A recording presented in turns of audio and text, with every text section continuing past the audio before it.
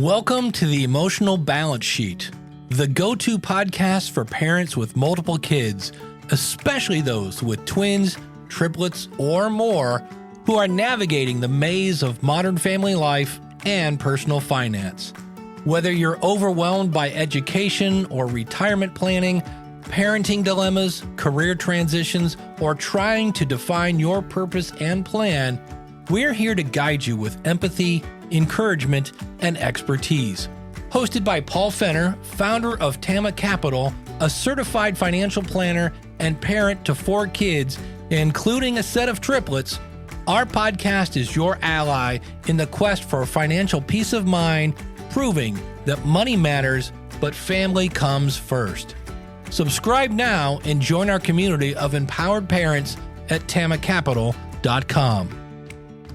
This podcast is for informational purposes only and should not be relied upon for investment decisions. Clients of TAMA may retain positions in the securities discussed in this podcast.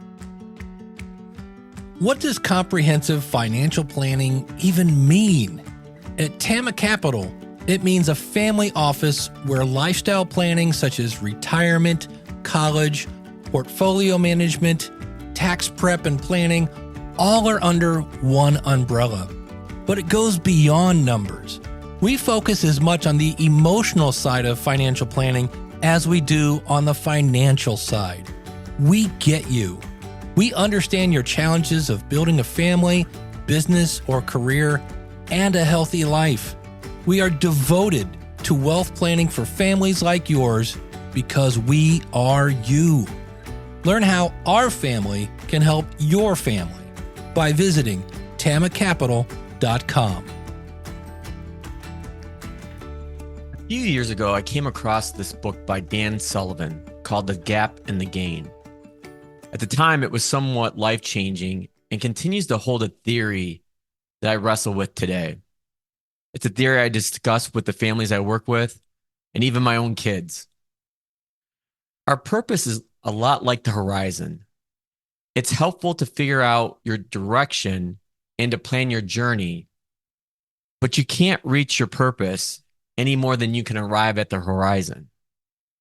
No matter how far you travel, the horizon will always be far off from where you currently stand. You can use your purpose to shed light on objectives that lie somewhere between you and your purpose, that horizon. But once you reach your objectives, the purpose will have changed, just as the horizon changes as you move forward, always out of reach. What I found through the book, The Gap and the Gain, is that in order to measure progress, you have to look backwards against where you started, not against where you're at today or the purpose that you've created today. Your purpose is to help you envision SMART objectives. Many of you have probably heard the acronym SMART. And it stands for specific, measurable, attainable, relative, and time-based.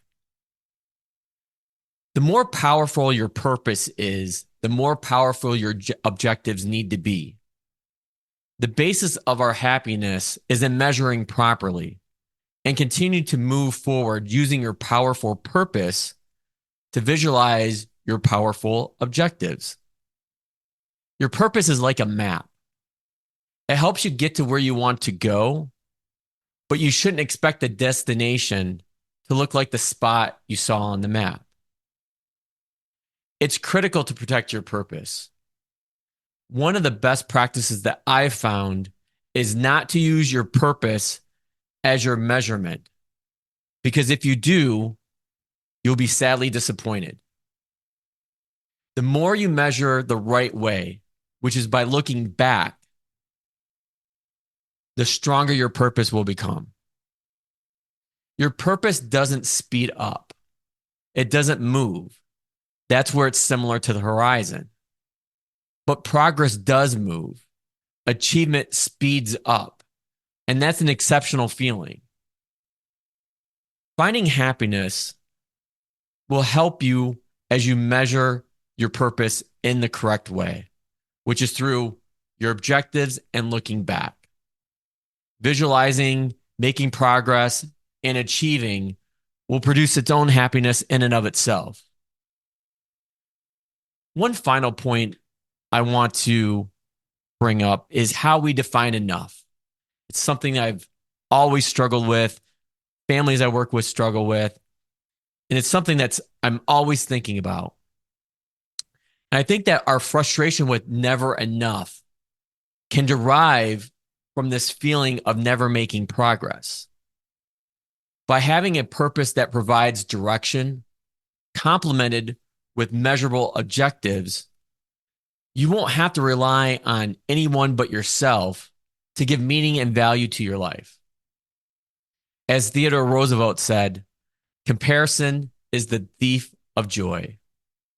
But I think what I've found in reading Dan Sullivan's book, The Gap and the Gain, by measuring your progress keeps you out of comparison with each other.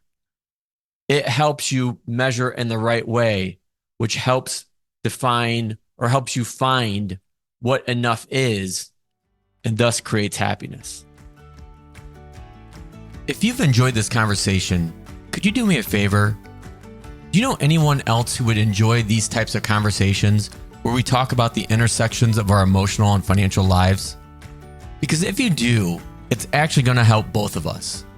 Could you share this conversation with someone? They will think you're great because you just gave them this terrific podcast, and it helps me grow my audience. Or you can tell them to go to tamacapital.com. Thank you so much, and we'll see you next time. Thank you for listening to this episode of the Emotional Balance Sheet Podcast. Please visit tamacapital.com to follow the podcast and connect with certified financial planner and registered investment advisor Paul Fenner of tamacapital.com. And please join us again next time on the Emotional Balance Sheet Podcast.